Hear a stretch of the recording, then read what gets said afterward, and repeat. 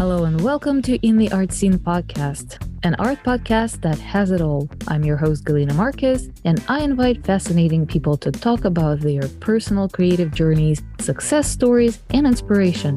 We talk about art business and marketing, how to find your creative voice, and all the new trends in the art world like NFT, AI, and such.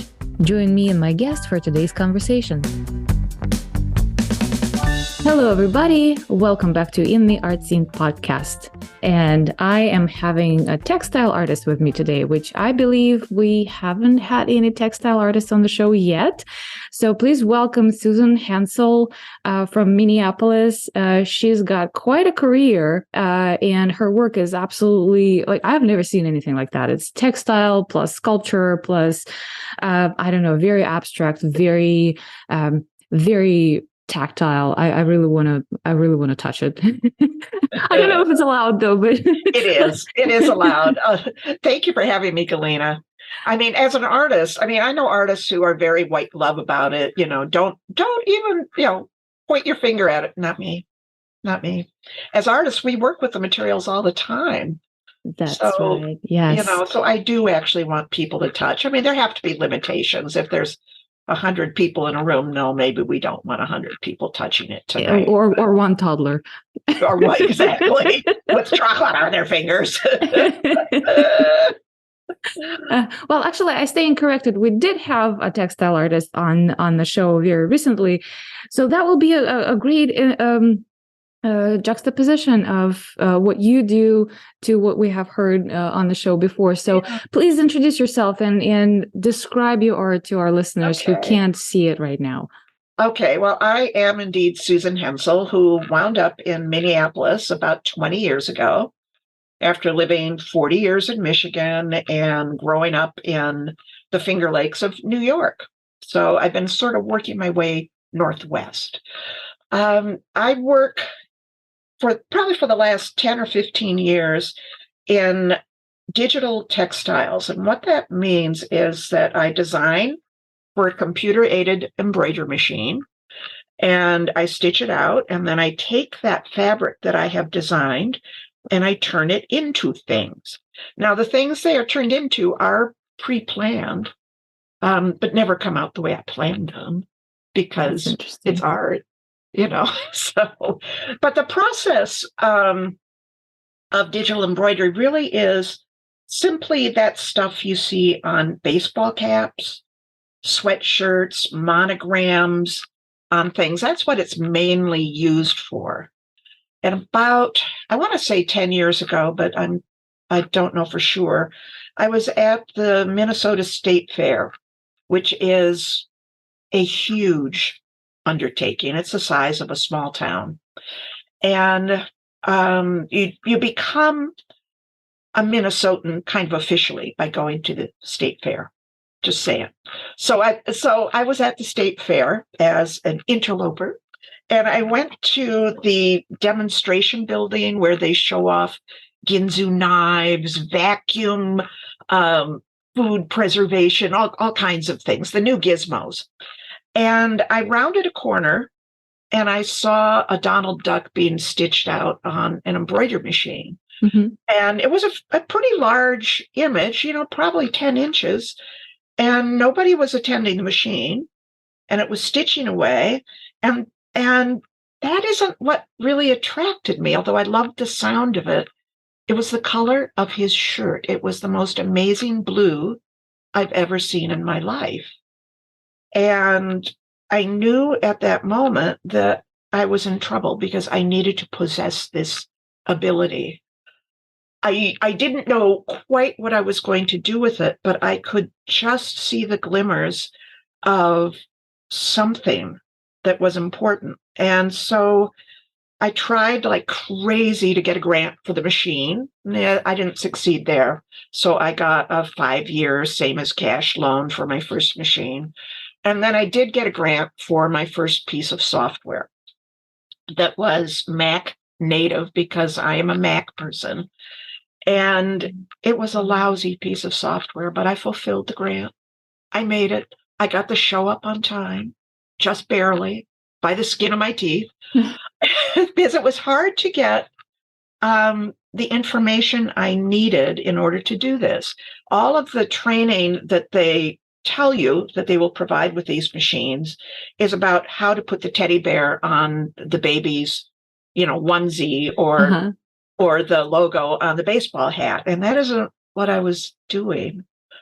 So I fulfilled my grant. I was able to begin to get original designs onto things, but I knew there was more.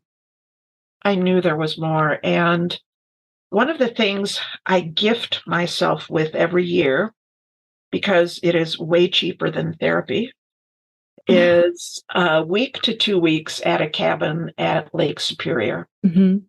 And I'm in a big city, and I did not grow up in a big city. And I just need to get out of Dodge at least once a year. And being by big water, which you've got available without Yes. having to drive too horribly far. Yes. Always We're spoiled. Yeah, it just is what I need. And when I go there, I set it up as kind of a residency for myself. I have pets. You can't take your pets to your residency, but you can to this particular cabin. So I go with a small machine and my computer, which now is a PC for doing digitizing, and I make discoveries. And when I was there one year, I sort of set up an idea for myself that I just wanted to work with color and gradients with the stitching to see what would happen.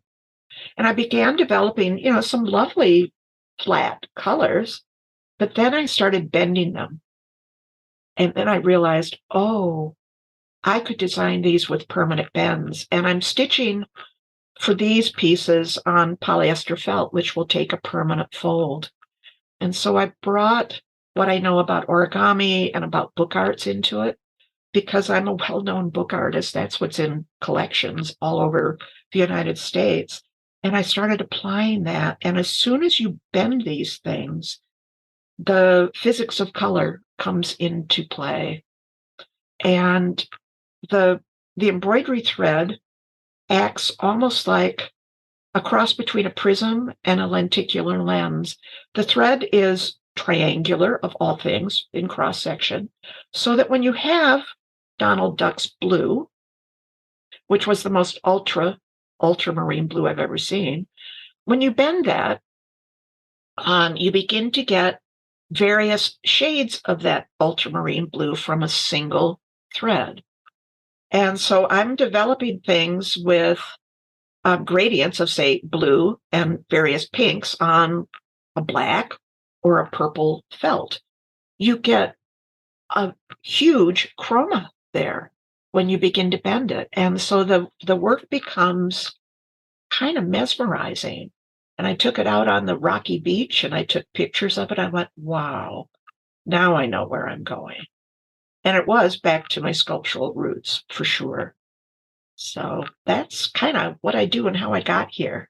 That's fascinating. So, and to me, it's fascinating twice because I am somewhat familiar with the commercial embroidery from my marketing days. And actually, Sure. 20 years ago, when I was just starting, I worked at the company who had this machines doing exactly that, patches and baseball hats and whatnot.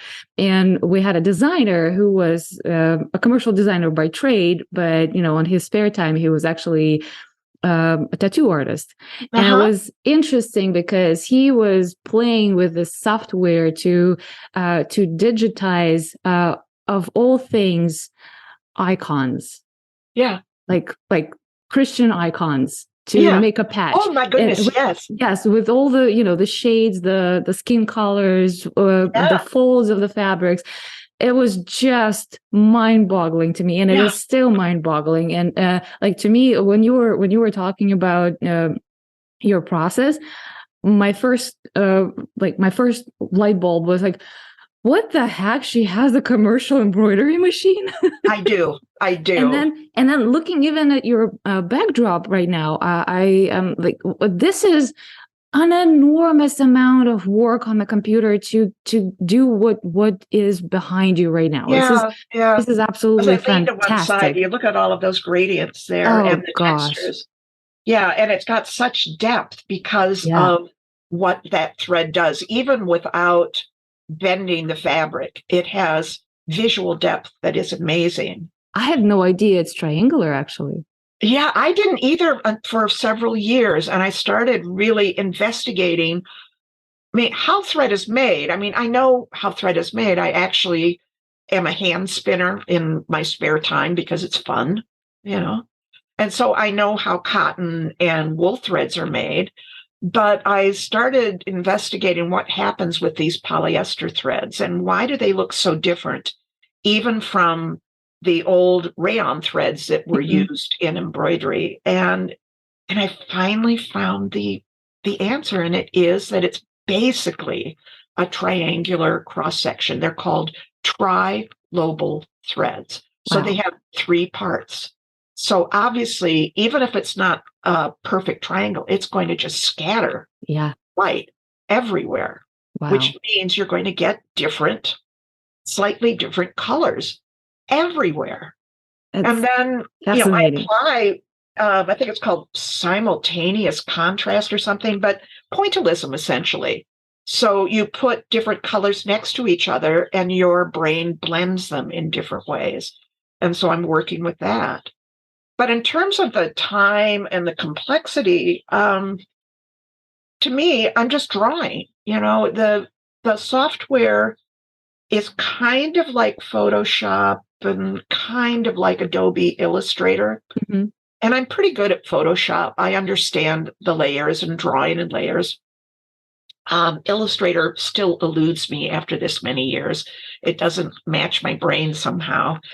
So it took me a while to get a grip on this. But once I realized I was just drawing with thread, and each stitch, no matter how complex the outcome is, it's two holes in a line.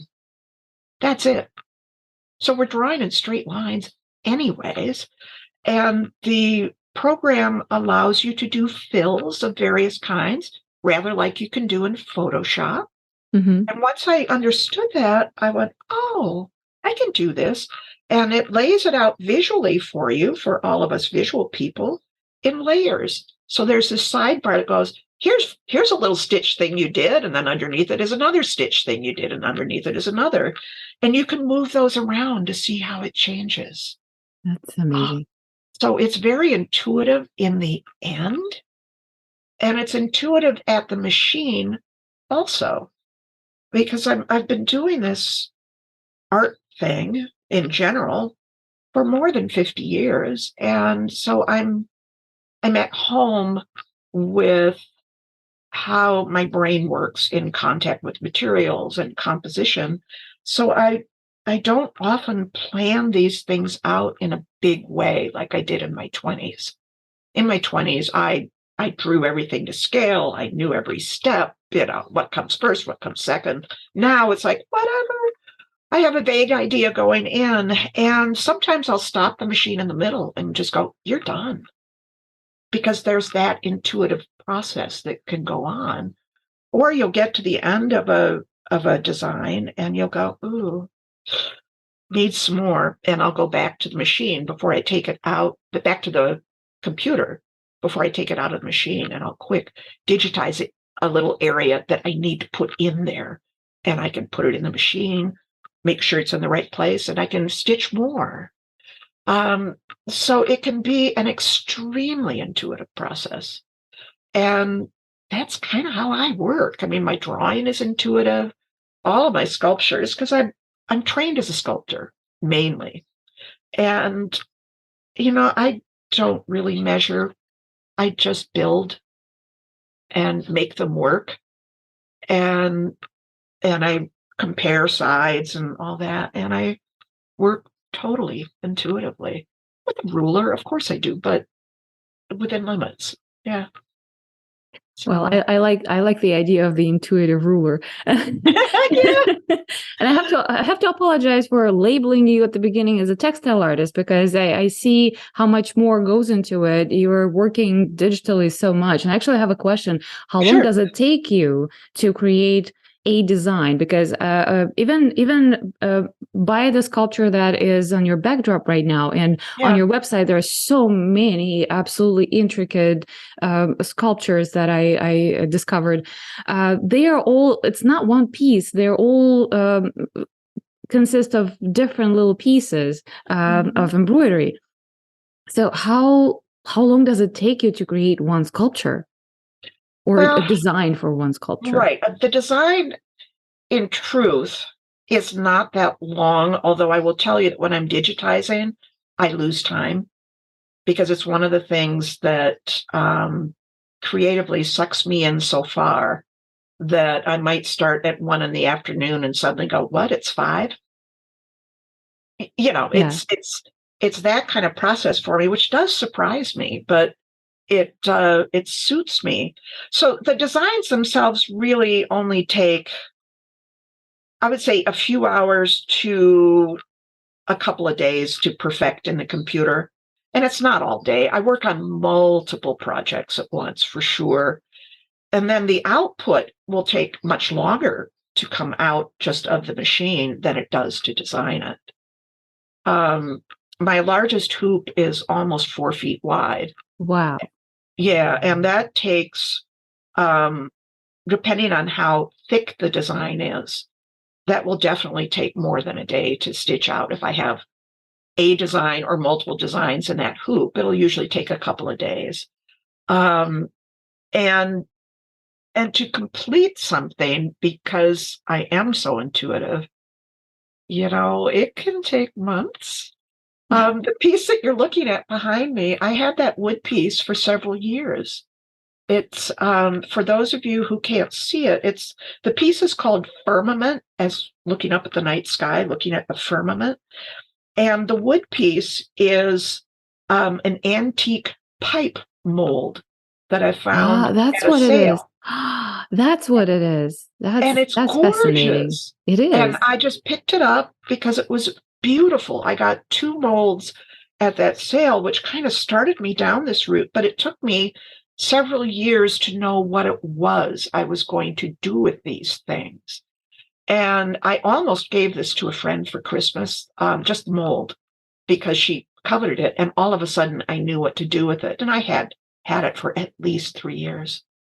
So I refinished it. I sanded it down. I painted the inside, and I made the piece that fits in the bottom of it. And that's just over a bunch of styrofoam.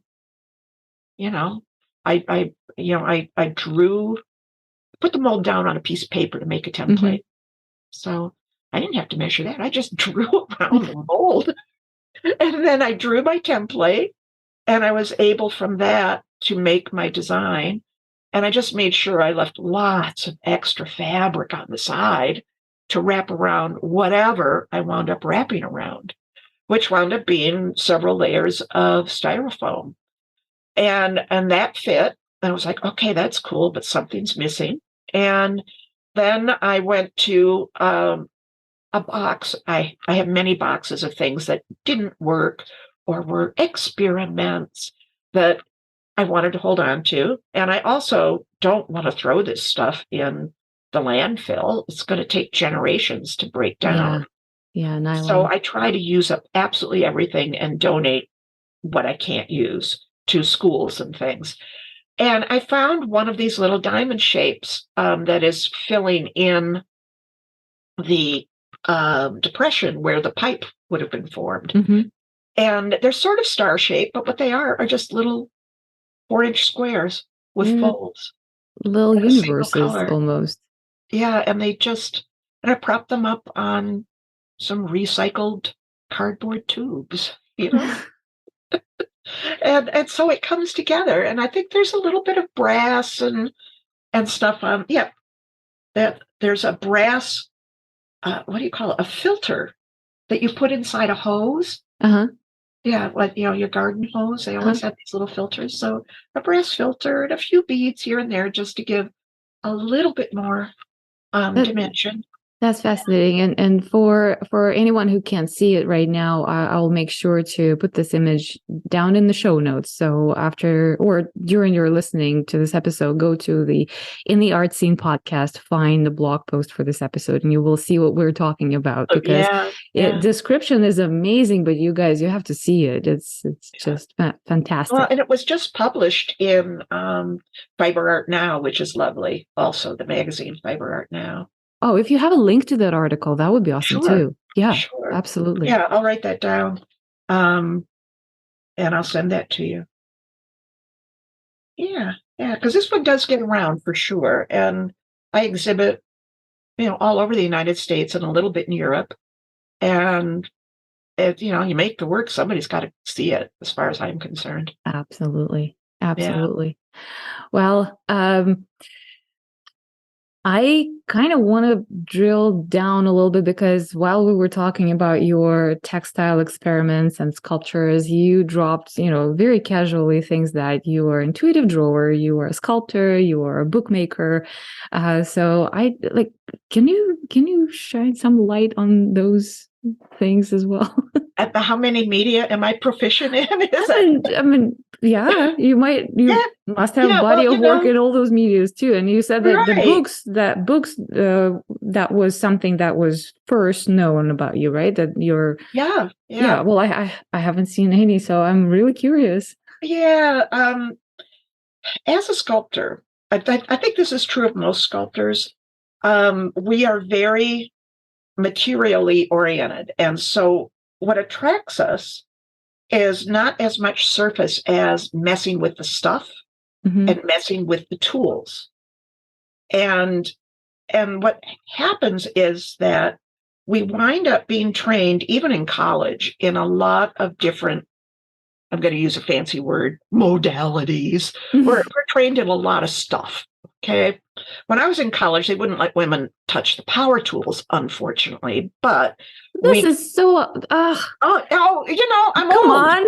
I'm 72. I'm majoring in sculpture, and they go, yeah, you can't use that. That's such a BS. Come on. Of course it was. Of course it was. But we were allowed to use, tin snips and snip tin and, drills and things. And so we wind up being trained in a lot of different materials. And when I came out of college, what I did was I actually worked in pottery for probably 20 years, doing both porcelain dinnerware and porcelain sculptural objects. And when I had completed what I really needed to do in porcelain, when it was becoming not the right medium for what I needed to do, I transitioned into paper making and artist books, because at that stage in my life, I had more that I needed to say. So it combined the performative aspect of the book, because you have to hold that book and turn those pages in order to access what's in there. So as an artist, I'm controlling how you access, and I'm helping you get into the general arena of where I want you to get to, through a combination of image, performance, and text. And I never cared if you got to exactly where I was, because as a good reader, I expect you to bring your experiences, and you'll get within the ballpark, as I like to say. And those were very successful, and they're limited edition. You can find them in collections in universities and nonprofits all over the United States. And you can also find them at, I'd have to look it up. I all of a sudden can't read. SusanHenselDesign.com. It's it's a website I don't advertise much anymore, but all of the books are on there. Perfect. I'll put the link in the show notes. Yeah. Yeah. And that changed actually when I moved here, because when you move your studio, you are at risk of changing how you work. And I moved from East Lansing, Michigan to Minneapolis, which is a book arts center. It's one of the major ones in the United States. And everyone expected that that was why I was moving here. And certainly it was helpful. But I was moving here because it is a community that is generally supportive of the arts. They would be horrified if the arts went away, unlike in Michigan, where they were legislating over and over again to get rid of, the Detroit Institute of Arts and close their collection, sell off their collection, close down Orchestra Hall in Detroit because they weren't paying their way. And here, while things will be cut back when there are problems, they're never eliminated because there would be such an uproar. So I needed to live where what I value is valued by the community. And so I moved here for that. And I opened a gallery here, a bricks and mortar gallery, in order to continue my gallery work that I had started in Michigan, and also to get to know more people. I knew 2 people here when I moved here. So I needed to get inserted in the community. And for about 9 years, I ran a gallery that was devoted to the narrative in artwork and to challenging work. So I didn't shy away from the political. In fact, I moved here in an election year, so it was great. One of the first shows was on electoral politics. Another show that I did for several years as a group show was called Leap of Faith, whatever that would mean to somebody, and got lots of interesting things. And I continued for many years Reader's Art, which I ran for 10 years, starting in Michigan. And then I handed it off to the Minnesota Center for Book Arts when I closed down the bricks and mortar part of the gallery. And I think they've let it go now, but that was a national, international call for art for many years. And before the pandemic, so I would say it could be almost 9 years ago, I shut down the bricks and mortar part of the gallery because I really needed to be back in the studio more. And I shared space, with the gallery. And I loved every moment of running the gallery. And I got my people, that next leg up. That's what I'm good at, is getting people the chinks on their resume, helping them promote themselves, getting their names known. And I loved it, but I couldn't do that and my work as well. And I loved my work that much more. And so I returned to full-time studio practice instead of trying to sneak it in the corners of when I could work. And then with the pandemic, I reopened the gallery, but as an online space. And so the gallery, Susan Hensel Gallery.com, is also on Artsy, and that's its primary space, is on artsy.net. And I represent 5 or 6 Midwest artists because there's lots of great artwork here that just doesn't get seen on either coast because we're in the middle of the country. And so I promote that. And now it's artists who have a particular focus on materiality. So I've got sculptors, printmakers who do handwork, hand stitching. I've got, that's Ingrid Restemeyer. She's got lovely work. Yeah, I think it's on the front page of your gallery website right she's now. The show that's up now. Her show's up extra long because in February I broke my leg. Oh and no! I am not yet totally mobile. So instead of having a 2-month show, she's having something like a 4-month show. Oh. That's fine. I've got the next person up is a fiber artist, Nina Martine Robinson, who does a variety of fiber works in 3 dimensions. And then comes Daphne Coop, who is a wood artist who uses all reclaimed wood and glass, and she carves it and paints it and makes objects for the wall. And she's out traveling the country this year, going to various art fairs, beyond the art festival we do in our backyards, the next level up, to see where she belongs. And so she's just gotten back from Atlanta, and I think she's going to Chicago and to Dallas and maybe out near you. I can't remember if she's going all the way to California. I'll look her up. Yeah, do. She's got lovely work. lovely work. So, and Kim Matthews, who's a sculptor. So that's our group right now. Yeah. How do you select artists to represent? Um, I have to love their work. Is what it boils down to. And do they have to be local to Midwest, or I mean? I'm doing just Midwest because I want to keep it small. Because I am 72. How much longer do I really want to do this part? Not sure after breaking my leg how much longer. Unless I get another really crackerjack assistant.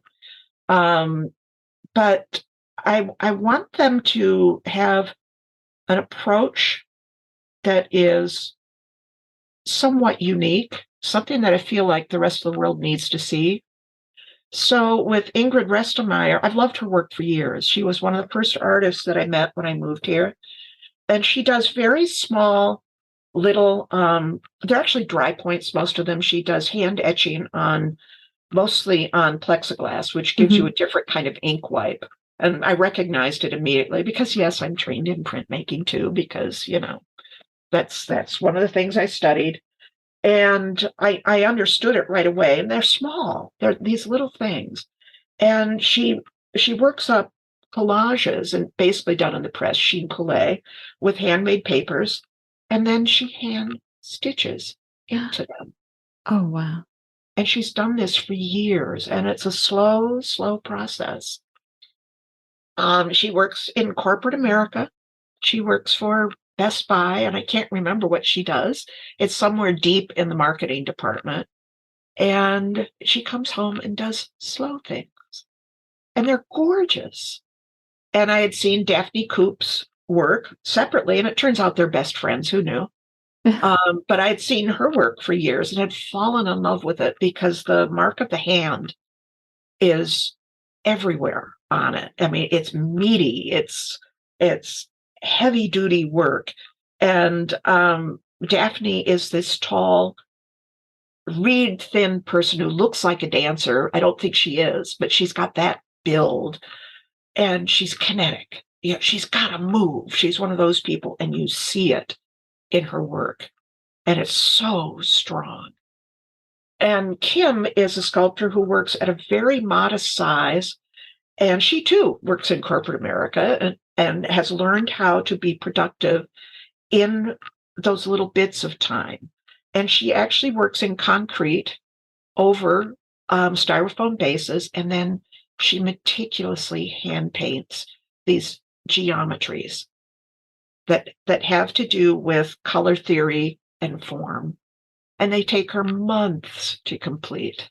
Fascinating. And they're part of her, in a way, they're part of her meditation practice. She's been a meditator for maybe 30 years, 20 or 30 years, and she sees it as an outgrowth of that practice. I can totally see how it works. Yeah. Yeah. And yeah. I'm so in awe of people like this, because knowing about myself that I'm absolutely not patient person. If I don't finish a painting in one sitting, it goes to trash. I'll paint over or something. Well, my drawings are like that. Definitely. They're where I get my yayas out. I mean, just like, bam, they're out. So yeah. And I don't show the drawings very much. They're so different from the other stuff I do. And they're very, very organic. And so my search over the last year and going forward is to find where that sweet spot is that combines some of the organic with this highly technical stuff that I love. And I know there's a place. Haven't found it yet. I'm getting there, though, by combining plaster objects with it or carved objects with it. So we'll see. We'll see where it goes. But yeah, it's all a search. Yeah. And one thing always leads to another. We talked a long time about digitizing the designs, and you can go back in and start where you stopped, and you can change the colors, or you can bend it differently. You can make it larger, make it smaller. You can cut it up visually. And so that repetition becomes easier to do because of that part of the process. And clearly, I'm doing a lot of work with this blue and gold palette because I just haven't exhausted it yet. There's so much that I can do with it. Every time I finish something, there's another place to go. Yeah. It's just it's just more. There's yet more.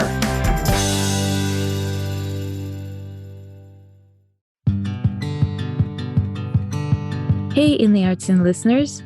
I just wanted to say a quick thank you for all the support you've given me in the past year. It means more than you know. Every donation through Buy Me a Coffee and every purchase of swag helps me keep up with the production and put out a new episode every week. And I certainly appreciate if you will keep doing it. But I also feel that if you like the show this much, you deserve a little more than just a thank you. This is why I launched a Patreon page. There will be monthly live Q&As, exclusive content, and for the hardcore fans, I got some swag and keepsakes. I love this community that we are building together, and by joining my Patreon, you will help me create more content for you. Go to patreon.com/intheartscene and join today.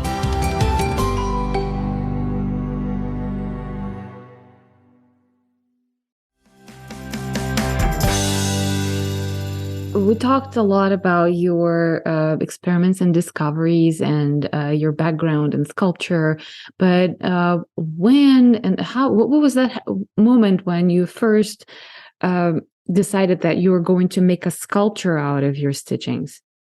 I knew that actually when I saw that Donald Duck. So my grant actually for the software, my outcome was an installation that had the embroidery as part of it. I developed, it was a little complicated. It was called Wearing My Age. And I developed a uniform of a jacket, a dress, and a petticoat that a woman might wear to work at one of the 4 decades of a work life, because it's approximately 40 years or so for us. And they were identical except for what they said on them. So the jacket had kind of the public face. And I did a national survey of people, asking them what they wore to work, what it meant to them. Were they required to wear a uniform? How did it make them feel? How were they treated at work? Those kinds of things. And so the outside would say things like, I'm the smartest person at the table, who's never listened to. And on the dress, it got just a little bit more personal. It might say things down at the bottom. I made these circular, kind of Ouroboros kind of images that had text that said things like, I really feel much more pretty, much more beautiful when I wear my good underwear to work, or so, weird things. And then on the petticoat, which was bright red, it was really personal. And sometimes it was very angry under there, like, you never listened to me, And everything was indigo dyed, and the petticoat was scarlet. Wow. And I developed the dresses, and they hung from the ceiling, and they had leggings under them that matched, and they hung over platforms, and through the leg of each of them was a very thick red rope, because these were women's stories, and the platforms had a lot of the text on them that I'd gotten from the survey. I mean, there were funny ones, like about aprons, for instance. So there were people who worked in the cafeteria at a nearby high school answered the survey. And I'm not sure how it got there, but somebody saw it and shared it. And they said, as soon as I put on my apron and go to work in the cafeteria, I'm the stupidest person on the block and I have a PhD. Wow. And for somebody else, it was, as soon as I put on my apron and walk in the studio, I'm in control. And that was a potter. And she also said, but when I take it off and I have to talk with people in a sales environment or at an opening, I feel really stupid. And then chefs would write about putting on their chef coats. I feel in control when I put on my chef coat. But when I take it off, I'm a nobody. It was fascinating. Just these quotidian things, these daily things that have meaning that we don't think about. Yeah, it's When I put on really an apron, I know, oh God, you're going to make a really big mess and you have on your good clothes. Oh, so yeah. So I thought of it as clothing as a broadcast medium because we dress to communicate on some level. And that is true. Yes. yeah, we really do. And so what are we broadcasting when we dress? And I decided to ask people. And so there they were hanging from the ceiling. And I dressed in one of them for the opening and stood on the platform.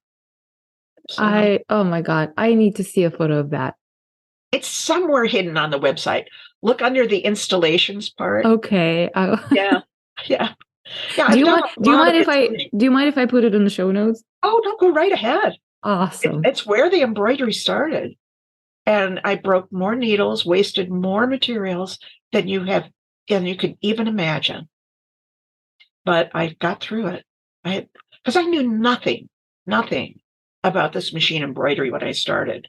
I just knew its potential. I just knew its potential. How many machines do you own now? I own 3. 3. Yeah, I have a single needle, which is that first machine, Mm-hmm. and it's kind of a lousy machine, really. It's always been a bit of a lemon, but it is the one I take up to the cottage with me to try things out. Then I graduated to a wonderful 10 needle machine, which I still use really a lot, and it will make things up to about 10 inches wide. That's its maximum size.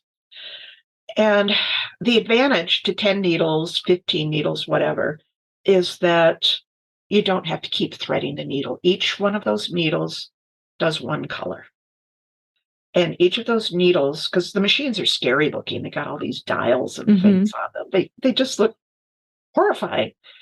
Each one of those needles is a separate sewing machine, and each one of those set of dials, that's just the tension that's inside your normal machine. That's what's going on behind the plastic of your normal sewing machine. So once I knew that, I wasn't as scared. And so I began to learn how to do that. And when you make the design, you're telling it to stitch this part red. And then the next one you might be saying stitch this part blue, and the machine reads that. And so it cuts off the red, goes over to the blue, and stitches the blue. So it just switches from one needle to another. Yeah, just one at a time. And then my commercial machine is a 15 needle machine, and I don't care that it's 15. It's that it has a hoop that's almost 4 feet wide and 22 inches tall. So I can do big things. And I always work in parts. I work in modules. And I think I always have, even in college I did. It's a great way for someone who isn't even 5 feet tall to upsize things.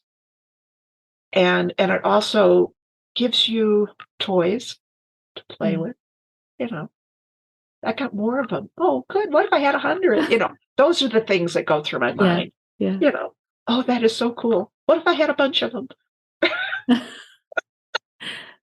What if I stapled them all up on the wall? What would it look like? Oh my gosh. I get so excited. Yeah. So, amazing. Fascinating. So, what are you working on right now or planning on? It's more what am I planning on? Because I'm still between a wheelchair and a walker with this broken leg. I'm so sorry. Oh, well. Yeah, those things take a little while to heal. Yeah. They do.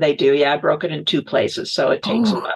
Ooh. Yeah, so I'm 8 weeks out. I'm walking, but not well, I am working on a large piece that it's a bunch of layered circular forms, and they're accordion folded.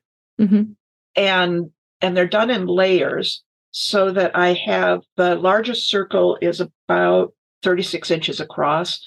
And then you kind of come in, and they can be layered up on the wall to make a really good corporate artwork.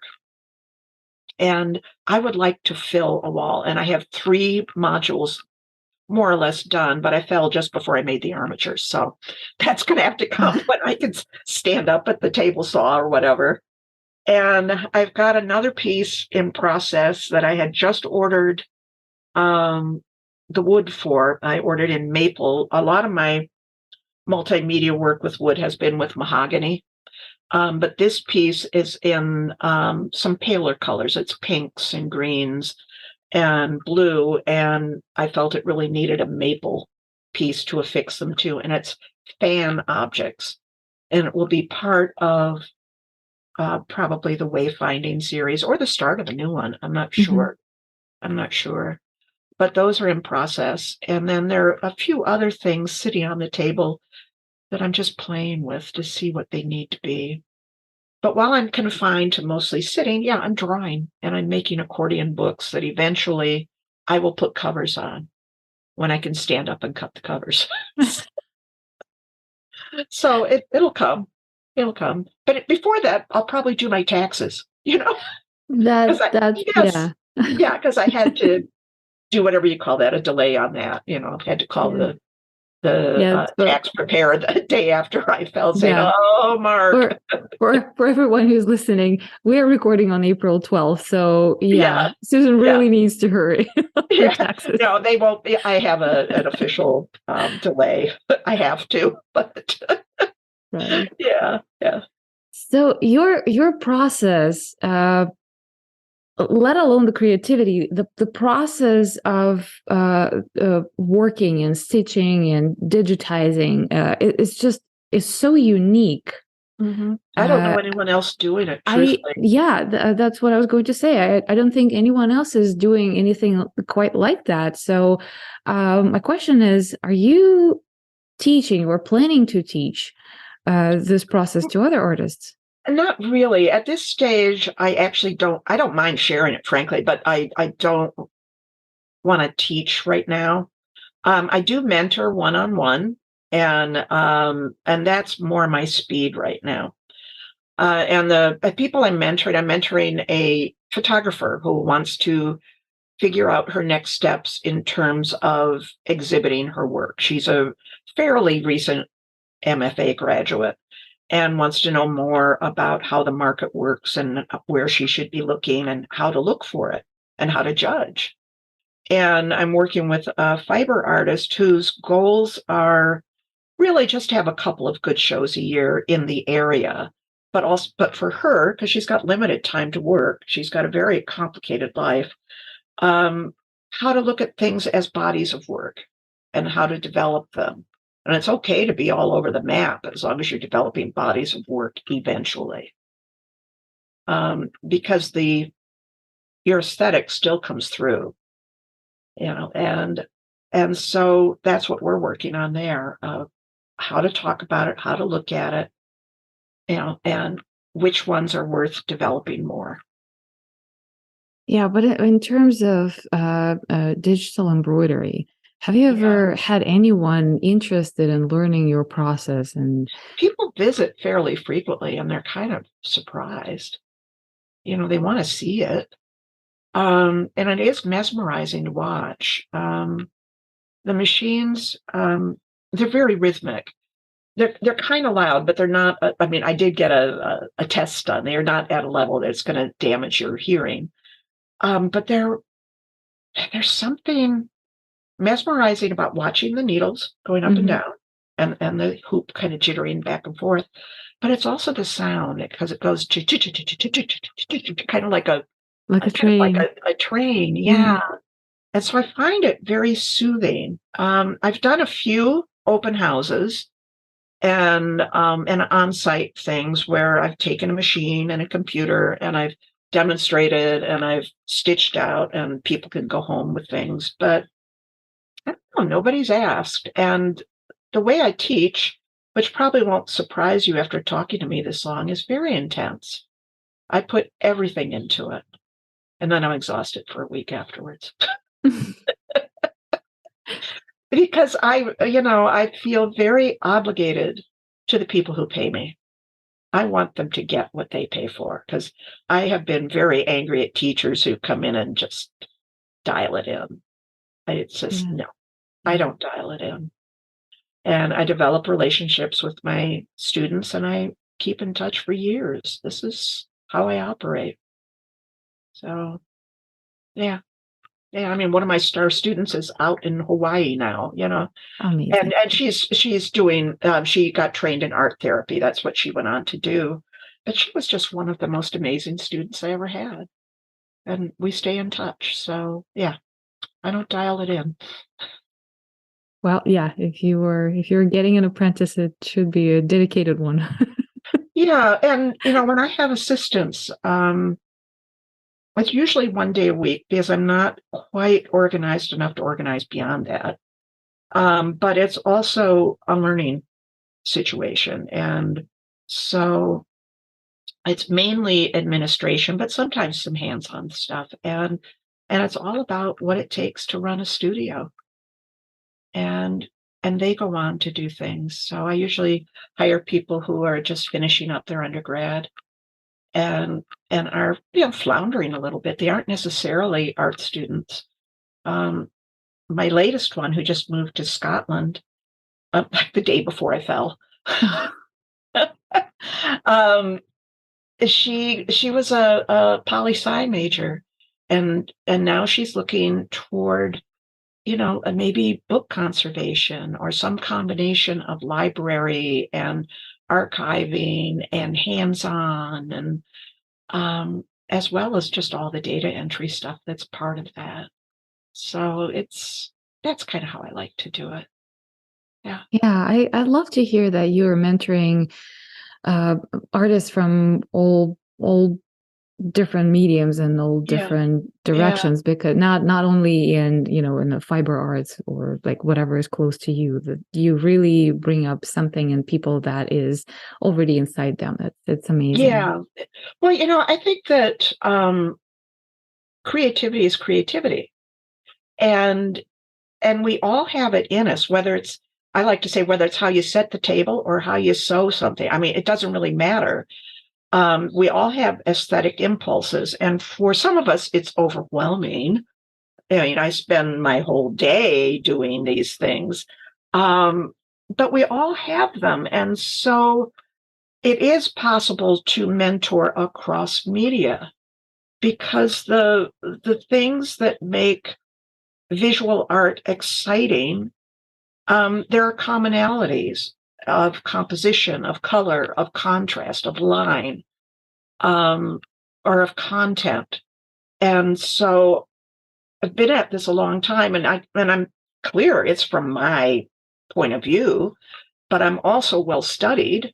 I study with Christie's, for crying out loud, about once a year just to get more information about the art market. And I can tell you if it's being done, and where I can tell you on some level where to look for your fit, which is why I feel comfortable working with this photographer.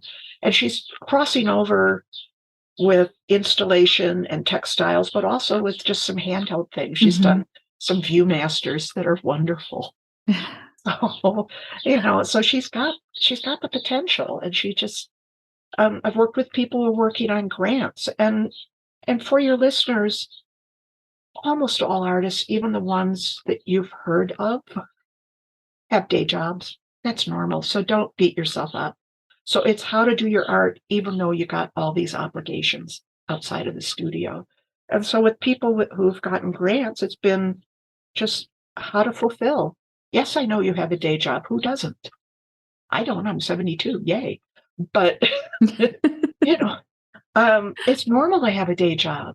So how are you going to get this done? Well, you're going to stop off at the studio on the way home from work every single day. And if all you do that day is sit there and look at your stuff and go, oh God, but at least you've been there. And eventually you establish the habit. I think this is a precious advice for everybody who's listening. Yeah. Well, and we tend to beat ourselves up, oh, but I have to have a day job. Yeah, of course you do. A lot of the people in the Venice Biennale have day jobs. Trust me. They do. And the other thing to keep in mind, and it's not that I've cracked the nut yet, but all the East Coast and they're all on the West Coast now too. galleries say they don't look at portfolios. Okay, they don't look at portfolios. But the reality is they always need new art and they need new artists. So our job is to figure out how to crack that nut, because there are wonderful artists everywhere and they need us. So we aren't just supplicants. We are fulfilling a need, and they just don't know it yet. But that's the reality. They have to keep on bringing on the new, right? Yes, that's true. Yes. Yeah. So. Oh, Susan, this is fantastic conversation. We are at the top of the hour, and I'm so grateful for you to coming on the show and sharing your journey, your art. This fascinating information about your process. It's just like my gears are spinning right now. Like my. Well, I absolutely love. I've seen those. Yeah, I've seen those machines, but I've only seen them in the commercial application. I was like, oh my god! Just think. I mean, you're a painter. Think about that color, right? Yeah. I know the color of those threads is astonishing. Yeah. And I never thought of myself as a colorist until this happened. So I feel like it happened to me, right? It was a cataclysm, a lovely one, but it was like a cataclysm. Well, on that note, let's wish this kind of cataclysm to everyone who's listening. Yes. Because eventually it should happen to every artist. And this is when we discover something in us and our work. Thank you again so much for sharing so much information. And thank you for the work you do with your medium and for other artists. It's amazing. So thank you, and we'll see you again in the art scene. Thank you, Galina. Been a pleasure.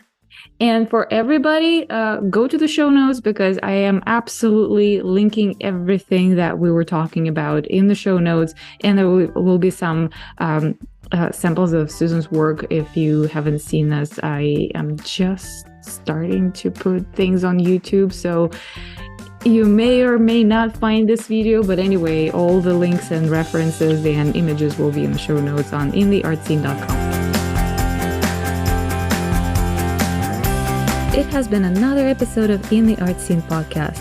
If you liked today's conversation, please give us a good review on Apple and go listen to other great stories. Check out our website intheartscene.com or follow us on Instagram at intheartscene for more content. If you are a creative and you want to share your story, shoot us a message from the website or DM us on Instagram. Look forward to seeing you next time in the Art Scene.